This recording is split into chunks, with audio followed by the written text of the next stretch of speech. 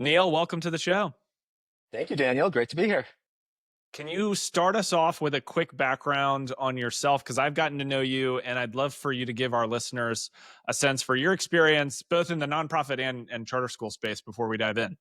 Yeah, I appreciate that. So I started my charter school and nonprofit journey fall of 2006. I can't say 2020 anymore. It's 2006, close to 20 years. And I started at XED, which is a back office provider, nonprofit back office provider in Los Angeles. They took a chance on me for someone who had no charter school experience, no nonprofit experience, very little finance and accounting experience, quite honestly. So I'm very thankful to folks like Anita Landecker and Carrie Wagner for taking a chance on me. And I didn't know what I wanted to do at that point. I had been an entrepreneur before that, and a failed entrepreneur multiple times over, trying to find the next thing for me to do in my career. And I fell into the space thinking it was temporary, and just absolutely fell in love with working with charter schools in the Los Angeles area, being an outsourced CFO, providing those that financial information, the budgeting information to help them achieve their sustainability. Most of the schools I was working with were very new. I had just started the year before or that year, and I was really helping them kind of stay afloat to be able to continue to grow and provide services to very much needed areas in the Los Angeles area. And then a few years later, I started my own back office firm. So I left XED and started my own back office firm called Charter Impact.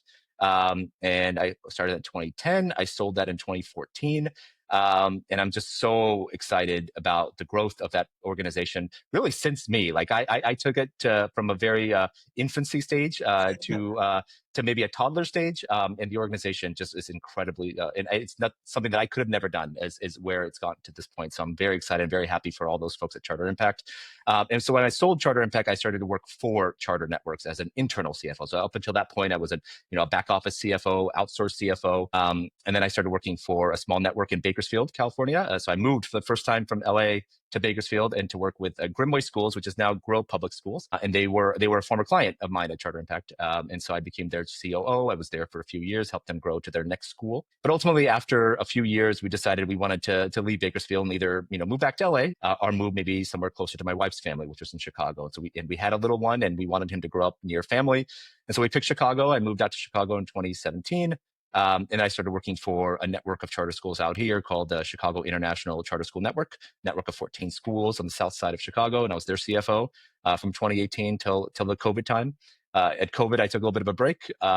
And then I started working for an East Coast charter management organization called Achievement First. They're a network of 41 schools in New York, Connecticut, and Rhode Island. I started there in 21, mainly remote, all remote. But as we got more and more in person, as we got further and further away from COVID, the work became much more in person during 23 and 24. And so the travel got to be a little too much for me from Chicago to New York. And so I left last year, and then I started going back into consulting, providing fractional and interim CFO type services. I love it. It's kind of winding journey, but all sort of focused on nonprofit, finance strategy, charter schools. And I love that you have experience both working with kind of smaller startup schools, and then, Yeah. almost everyone knows Achievement First if you're on the kind of eastern half of the country, and you've done Yeah. work with charter schools, really well-known network. So I'm excited to talk with you a little bit about financial storytelling, which I know is something you're passionate about and something that people really struggle with, frankly, whether Mhm. you're on the leadership team, aspiring to be on the leadership team. Maybe you're a volunteer that sits on a board. And so that's going to be our topic today. And I wanted to start by asking really what financial storytelling means to you. Like when we're talking about financial storytelling, what do you mean when you hear that term? I think it's the storytelling aspect. It can take various different forms. The idea behind it is really to put a narrative behind the numbers. When we're a CFO and we present to our board of directors, or we present to internal management, we're trying to explain a budget maybe to our program leaders, whatever it might be.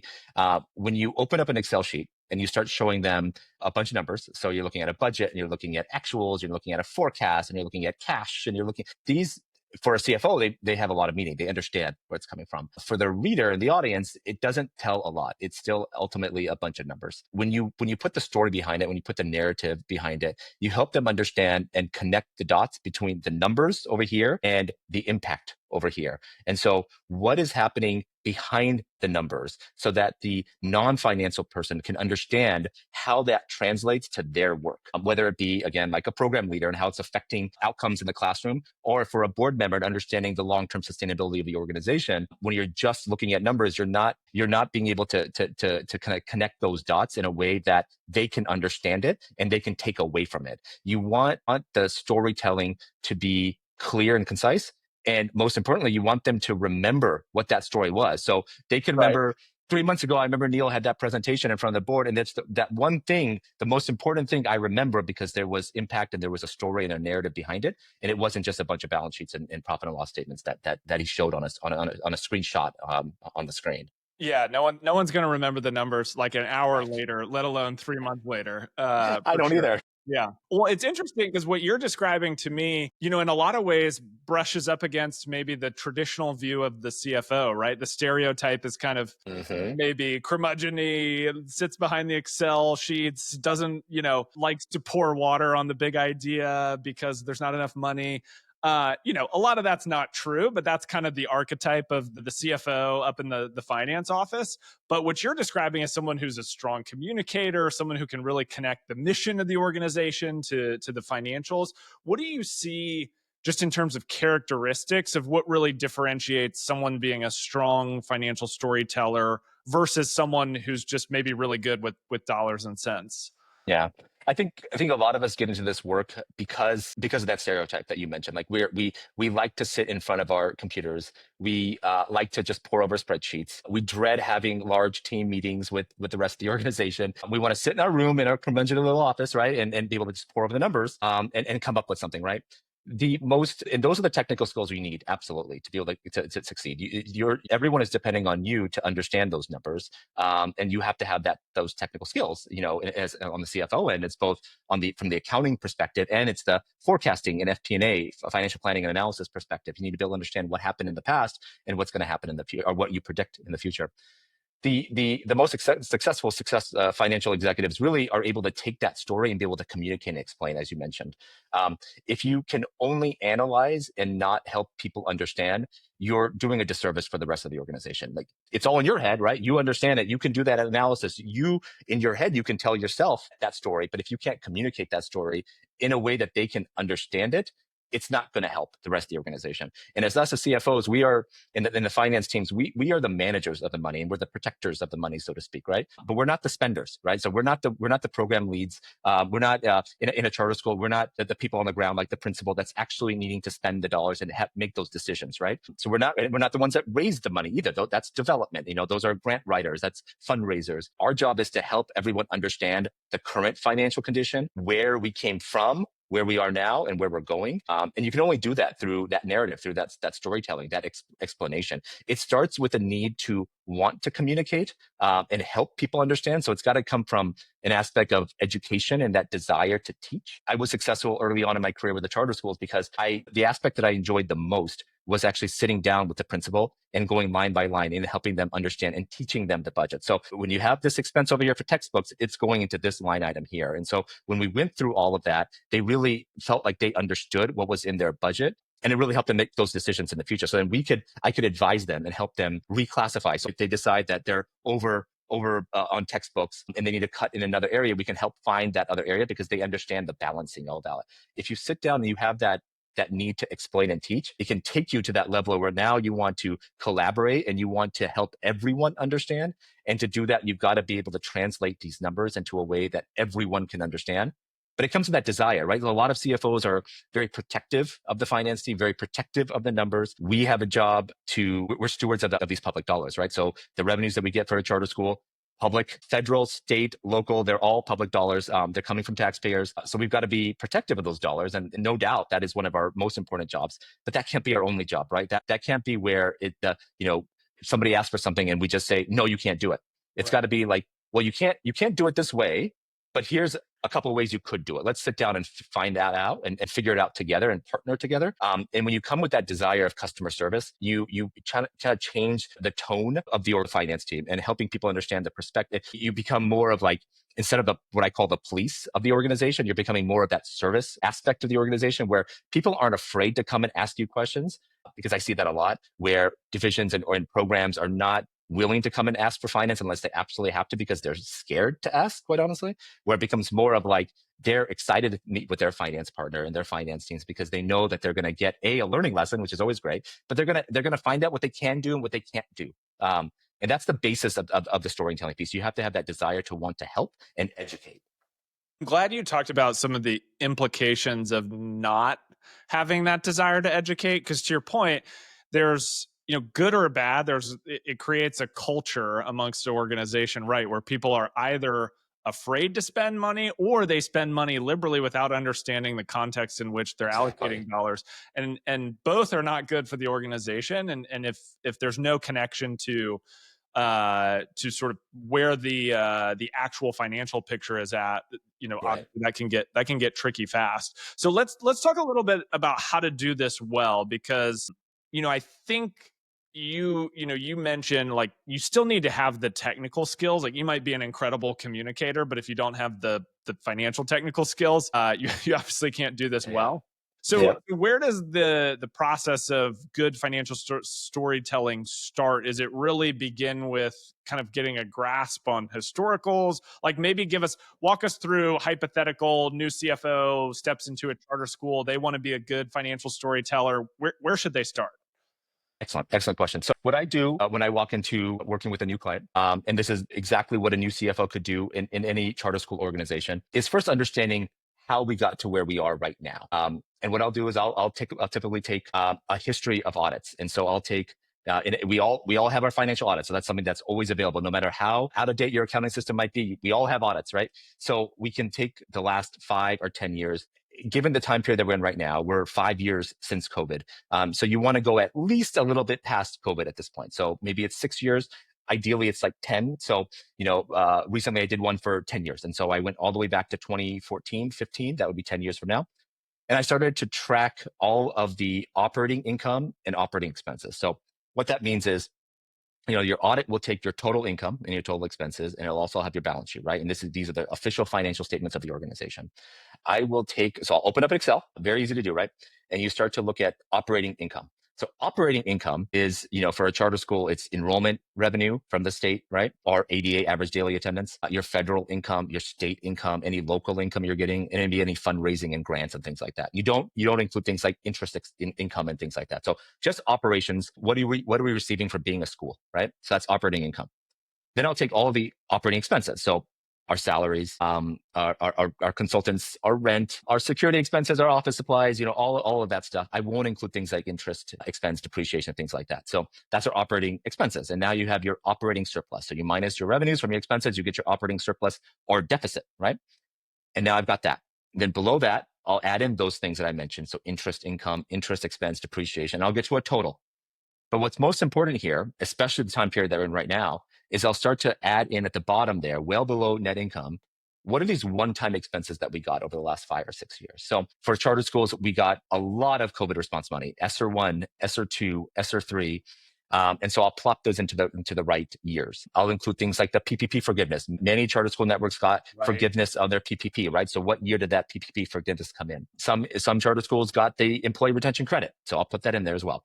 I'll conclude other one-time events that I see in the audits, like if we sold a business and got not a business, a building, and we got a one-time gain from that, or we sold a building and there's a loss on the building, right? And so now there's a one-time loss on there. Other factors, and I'll start to look at now these one-time events and how they affected net income and operating surplus. And so then I'll look at the years that we got a positive net income because of these one-time events. What was our operating surplus last year? Was it also positive or was it negative? And I start to formulate a thesis around, it seems like, the last few years, our net income in our financials have looked strong, but is it because of these one-time expenses? Right. Or is it because of, something else, right? So that's one area. And then I'll look at everything together and I'll say, well, it looks like our our personnel services, all of our salaries, right? They're going up by a certain percentage. They look like they're growing. They should be growing, right? You think you're increasing salary costs and giving COLA increases and things like that. But does it seem like our revenues are also growing at that same rate? So I'll put together in my head, I'll formulate a few theses. So like this thesis around the one-time expense, it seems like that, and one-time revenues that are coming in. The thesis around the fact that personnel is growing faster than revenue. I'll formulate a few of those things. Pre-AI, I would then go and sit there and calculate all of these percentages. Now with AI though, I can take that spreadsheet, I'll remove the school names. You want to remove your school name from ChatGPT, but I'll take this and I'll upload into ChatGPT and I'll write my thesis in there. Analyze, I am a nonprofit with $50 million in annual revenue, and I have 7 schools. I'm the CFO. Here are the last 10 years of financial statements. I've separated things out by operating surplus and total net income and one-time costs. I have a thesis around the fact that the one-time costs have been masking our financial performance. I have a thesis around the fact that our personnel expenses are growing faster than the rate of income, et cetera, et cetera. I'll formulate, validate these theses for me, and then tell me what else do you see that helps me understand the history of this organization and the trends that are occurring over the last 10 years or so. And I'll let it just punch out the analysis for me, and I'll read it. And most of the time, it aligns very closely to what I was already thinking, but it does the work for me. It does the hard work for me, Yeah, I right? was And it's gonna like a ask second set of eyes. how Yeah. accurate is it? Is it Yeah. getting better? I would imagine it's getting more and more It is. It sophisticated. absolutely is. Now you can't take every word for it, right? You got to audit it a little bit. You got to test it a little bit, but for the most part, you're not looking for I'm not looking for 87.3%, right? Like in general, I'm looking for the fact that, we're growing, our expenses are growing at this rate and our revenues are not growing at this rate. And this has been the case before COVID or since COVID or whatever that is. Right. And it doesn't, but the, the financials, the ending financial statement hasn't told the result because, of this masking or whatever that might be. So now I've got some validation on my thesis and I understand what has actually occurred and it makes sense to me, right? And so like in my head, okay, I can see now, I thought this was the case and now this is actually the case. It's confirmed that these are the challenges or issues. And so that's like kind of like the process of analysis. The next piece after that is actually the storytelling piece, but that's the piece that I get to in terms of like the financial analysis piece of it. Got it. Okay. So what about, and I know we're kind of going down this train of like hypothetically you're a new CFO, but let's talk about beyond what you can get in an Excel sheet, right? Because you said you're going to come up with a couple of hypotheses or different thesis around here's what I think is happening based on what the numbers are telling me and based on some of those variables that you've been able to pull out and identify as kind of one-time implications. There's also the people side of this, right? Like what's actually happening at the organization that is maybe a little more of the gray area. How do you think about that side of piecing together the financial story? Like, do you take your analysis and then go sit down with your CEO or your board or a number of other executive leaders to say, hey, like, here's some of the things I'm seeing. Talk to me about what actually happened during this time period. Like, what are some of the I guess the beyond the audit things to be looking for that maybe help you piece together the overall picture? Yeah.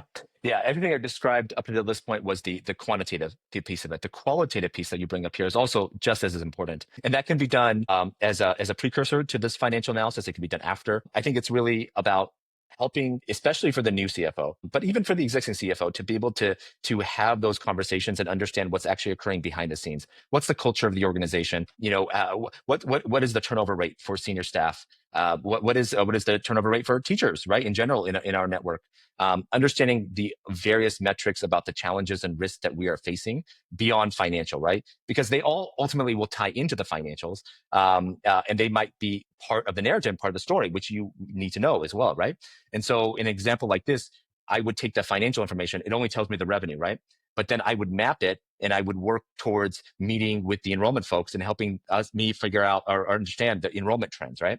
And so has the enrollment also been declining because of that? So is the revenue declining because enrollment is declining, or is it because the per pupil rate or per ADA rate is declining? Or is it our fundraising that just hasn't been, we used to raise so much money before COVID and now we're not raising as much money after COVID? Understanding the various other challenges. We used to be able to hire, there used to be plenty of pools of educators out there to be as teachers. And now because after COVID, so many people have left the education field, it's becoming harder and harder and we're having to pay more and more. And that's increasing salary costs. And so understanding these other macro effects and risks of the organization, both operationally and academically, help to put your narrative together. So you've got your financial analysis, but the storylines are really over here. And what you're going to do as a CFO is really connect the dots between those two and be able to explain it. So here are the results of the financial analysis because of these areas. And when you talk about them both together, you give the board, you give the senior staff, you get the CEO that clear total vision of everything. They can connect. They understand the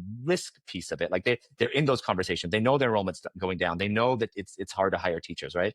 And then you're giving the financial connection to it, and you're putting them both together in a way where you're delivering the story to the board or to the senior staff, but then they can tell that same story now too. That's what's key as well, is that you can get that aligned story across the entire organization. Yeah. So let's talk a little bit about that. So the art of explaining the story, right? Mm-hmm. Especially, you've mentioned a couple times the really key audience here is the non-financial stakeholder. Someone with a finance background is going to understand some of the KPIs you're talking about. They're, fill in the blank on the balance sheet actually means something to them, Right. that type of thing. So how do we get non-finance people engaged in the financials of the school or the organization? What are some ways to do that effectively? Are there any particular strategies that you've found to be better than others in trying to engage those folks who are in the audience, whether it be in a board meeting or even just, a leadership meeting, or even thinking about, how do we communicate about our organization's financial health to a principal or a set of, site leaders? Talk us through that a little bit. Yeah. So in my career working with charter schools, I've probably presented to boards and senior staff hundreds upon hundreds of times. And I used to always see these glazed looks in the eyes, especially when I started opening up the balance sheet and I started talking about assets and liabilities. And I used to always find it funny that I would always be the last item on the agenda because they figured I just rushed through it and they could just be done, right? Because they're already tired. They're already going to get more sleepy hearing me. So it's a process, not a one-time event. So you've got to bring your audience along that journey, right? So your audience is the board or the finance committee, and really both. Your senior staff, right? The leaders that work alongside you, of course, your CEO. You've got to bring them along that journey and help them understand the situation. I consider my audience to also be the finance team. Like there's members of the finance team that have very specific roles. Like there's the accountant and there's the clerk and there's the FP&A manager, but they don't see the other aspects as well. So a lot of times I'll bring them along this journey as well. And it's similar, like when I present to boards and to senior staff, I'll do very similar presentations for the finance team. So it starts with education, and it is walking them through consistently. So you can't just do this one time as well. So I've done things like finance 101 for board members, finance 101 for leadership teams. And you do this once and you feel like, okay, well, everyone gets it now. Everyone's an expert on it. No, definitely not. It's something that needs to be done very regularly because people aren't always going to remember, and you're going to have turnover, right? You have turnover on the board, you have turnover on the leadership team, turnover on your own finance team. And so it's something that you've got to have a regular cadence for in terms of education.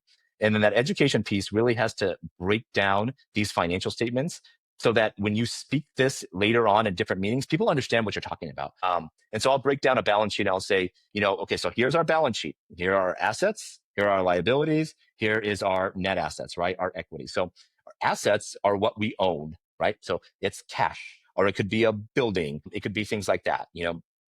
Liabilities are what we owe, right? So this is, a bill that we haven't paid yet, or hasn't come out of our bank account yet, or a loan that we took out. You remember that loan that we took out for the building last year? So this is what we owe. And then down here is net assets. So think of net assets as like our value, our financial value of an organization. And so your assets minus your liabilities equal your net assets, your equity. And so when you speak it, when you say it like that, it sounds like it's a little too basic, but it's really not. Like that's exactly what, when you're in your first accounting class, that is essentially what they teach you, right? And I know because I only took one accounting class in college and somehow learned the rest on the job. But you break it down to that level is really, really important. And then you've got to keep reinforcing that as well. Then you've got to go through the education of like, how do we earn money, right? So like we are paid, by ADA. That's why we're always talking about enrollment, and per pupil. And this is the rate that our state pays us on, our city and our district pays on. This is the amount of fundraising that we have to raise every single year just to close our budget cap, because the amount that we spend and what we get from our enrollment does not match up. So we've got to fundraise this gap. So helping them understand the basics of the budget also is really, really important. We don't have to go line by line. That's not as necessary. It's just, this is what we generally spend.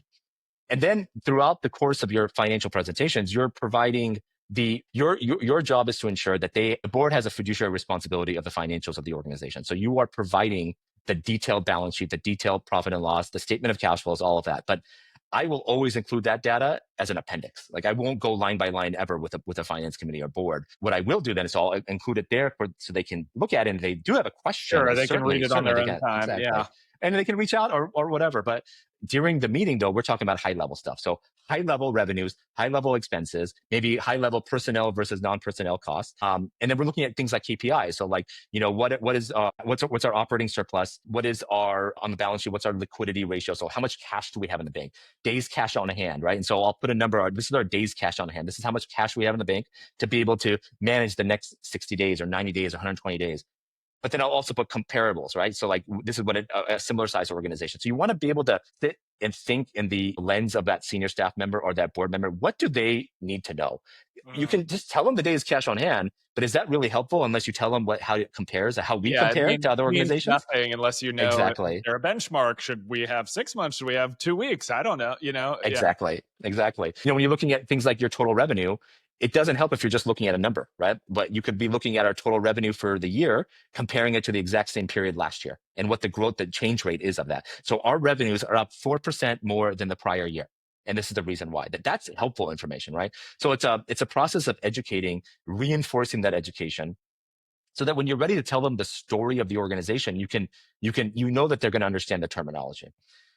So then you dive into the story, right? And so, and there's not a story, right? There's multiple stories, right? And really what you want to get to, especially if you're new, but even if you haven't done this yet for your organization, is walking them through the history of the organization, how we got to where we are and where we are now and where we're going. So I explained that 10-year analysis that you do, 5 or 10-year analysis. You've done the financial analysis. You've done the qualitative analysis now, and now you're ready to tell the story. And so here is an opportunity where it is far more of an art now than a science. Everything before was science. It was just math, right? It was just plugging numbers in there and percentages, and you can't debate the math piece of it. Now it's the art. And so here, what you're doing is you're developing a slide deck that can absolutely not be more than 5 or 6 slides maximum, right? Like we are not talking about 30 slides with a bunch of Excel sheets all over the place, screenshotted in, because you will get that same glazed over. You will not accomplish what you're trying to accomplish here. The maximum here is 4 to 5, 6 slides, and you're trying to tell that story. So in one scenario, you could say, this is our operating surplus, that revenues minus expense, right? Operating income minus operating surplus. This is how it has been every single year since COVID. So 2020, 21 on to 21, 22, and it's been going like this, right? And then the next slide says, this is our enrollment going from 2020 that, and the actual numbers too. It's it. You see, and then you put them together. Like, you see, this is the real reason. Our financials, and then the next slide could be like, this is our total net asset growth over the last 5 years. And it has grown by X amount, but it's only grown because of these one-time events. So ESSER, PPP, ERC, and we sold that building. And if you take that out, it's actually only, we're actually at flat growth. And now we don't have any more ESSER money. We don't have any more ERC money. We don't have any more buildings to sell, but our enrollment is now here and we're still spending like it was 2020. And if you look at it now, you start to plot the next few years and you see now you've got these massive gaps in the gaps. So if you're not doing the forward thinking and you're not understanding that a lot of what we've done recently has been these one-time events. And now when you take out those one-time events, you no longer have it. You're telling that story. Now, a lot of orgs have already done this, right? They've already done their multi-year projections. They've done all of that. But have we explained it in a way that the board really understands, or the leadership team really understands, that we've gotten to this point because of the one-time events, and the enrollment is still this. And if we don't do something to stabilize the enrollment or get it back on track, we're going to be in multi-million-dollar holes in the next few years. That's one story. There could be other stories, right? But the analysis, the quantitative analysis, coupled with that qualitative analysis, will tell you what that story is. It could be a story about fundraising and the fact that you've been fundraising every single year really, really well. And then it started to gap down quite a bit in the last 3 or 4 years, but the one-time money kind of masked it, right? And so like now that one-time money is going to go away and you haven't been raising like you used to before COVID, And now all of a sudden you've got this big gap. It could be another whole thing. The fact that, our personnel, our union contract with our teachers, has this big escalator going into next year. And we weren't thinking about that escalator because it wasn't our time. Right? That's in the future. Right. But now that we don't have these, surpluses, or these one-time events, and we're going to have this now big increase in cost, where's the revenue going to come from this, right? But you can see that on an Excel sheet. Any CFO can do that, but helping the board understand that without Excel, right? Like you're doing it with a very basic line chart, a very basic column, whatever it is, but just with like a headline at the top, one headline with one chart, and that is it. Then they really start to understand what it is, because they're not being blinded by so many numbers all over the place where they can't really see the story. You're telling the story very clearly, and they're gonna leave that meeting. They're gonna remember our enrollment has been declining every single year. It hasn't been clear to us on the financials because of this one-time cost, and now we've got a massive enrollment problem that we have not been dealing with because we felt like our financials are actually in good shape. And an audit doesn't tell you this because you're looking at the audit at 1 year, right? Right, right. And the audit, It's maybe sometimes, isolated. a lot of times they compare the prior year, but that's it, Yeah. right? That you're not looking at the trend. And the trend tells you so much about how you've gotten to where you are now, and where now you can start to plot where we're going. And it's so helpful, but it's only helpful if you can then explain it and get people who can actually act on it to do something about it. Because you could scream at every single leadership team meeting, like, enrollment is down, come on, people. But if they don't actually get it with that storytelling, they're not going to feel it. And that's what you need them to do. They need to feel it, right? The person who's not the finance person has to remember the feeling they got from Neil saying that, and not the number. Because they're not, as you said earlier, we're not going to remember the number, but they're going to remember the feeling. Totally.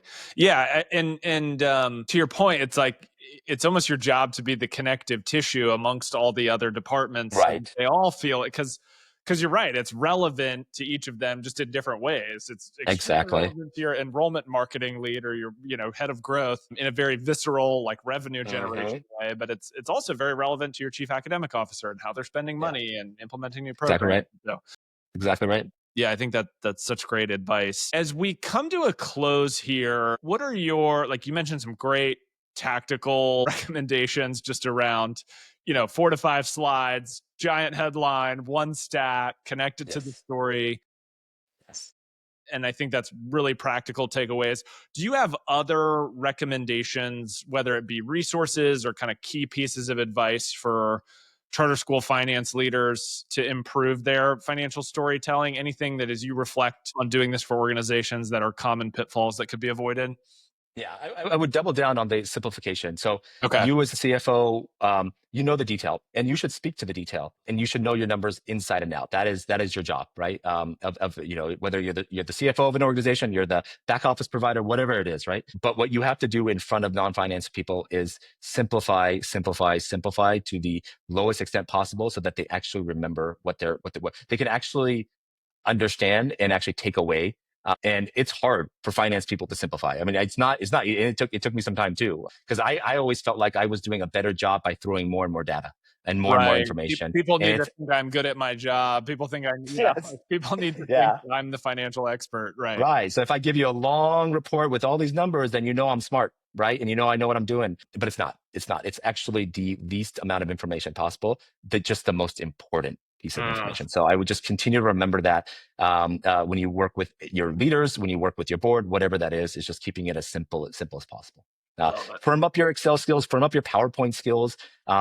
You can practice quite a bit. So, most CFOs are already presenting to the finance committee, but try to practice in other ways. Practice presenting to yourself on Zoom. Quite honestly, like it's the opportunity to be able to explain the numbers, let them see it in your eyes, use your hands, and like you're showing them and you're bringing them along this journey. The journey, it doesn't follow along Excel, right? It doesn't follow along the numbers. The journey is me walking them through that journey, and they can visualize, they can see, the numbers actually popping in their head in terms of like the enrollment decline and the fundraising gap or whatever that is, because you're bringing them along to it. You're making it personal because you're doing it yourself and it's not Excel doing it.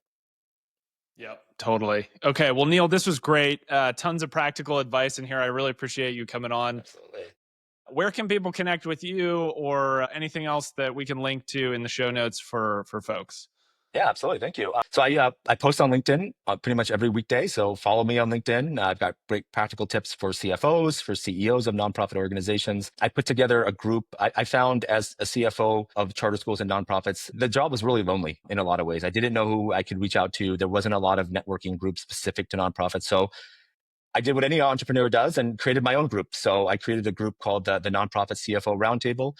We ran a pilot last year, and now it's a full-fledged group of right now 12 nonprofit CFOs. There's some charter school CFOs in there, but there's other CFOs in there as well. And finding some of the work really aligns, and it's very common that we all have various similar challenges in terms of, how do we implement the best accounting system, fund accounting system? Why is it so hard to find a strong nonprofit controller, et cetera, et cetera? And so you can see more about that group at cfogroups.com, cfogroups.com, the Nonprofit CFO Roundtable. And then and my main website is npofinance.com. And so I provide interim finance, our CFO services to nonprofit organizations, and just love what I do. Love the variety of what I do in terms of being an interim CFO and being able to come in for a couple of years and be able to fix systems and processes and culture across the finance team, and then go do it again at another organization. And I think the group, everyone's getting better in that group, and I feel I also get a benefit because I'm getting better and being part of that group too. So. I love it. Perfect. Well, we'll link to the various URLs in the show notes. And Neil, this was great. Thanks again for spending some time with us. Absolutely. Thank you, Daniel. Thank you so much for the opportunity. Thanks for listening to Charter School Insider. This show is brought to you by BuyQ, the group purchasing organization specifically for charter schools. Want to learn how to maximize your school's purchasing power?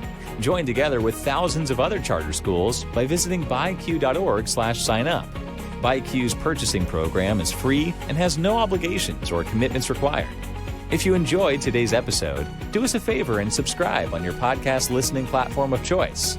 If you have a question or feedback for us, we'd love to hear from you. Send us an email at podcast@buyq.org. Thanks, and we hope you'll tune in for the next one.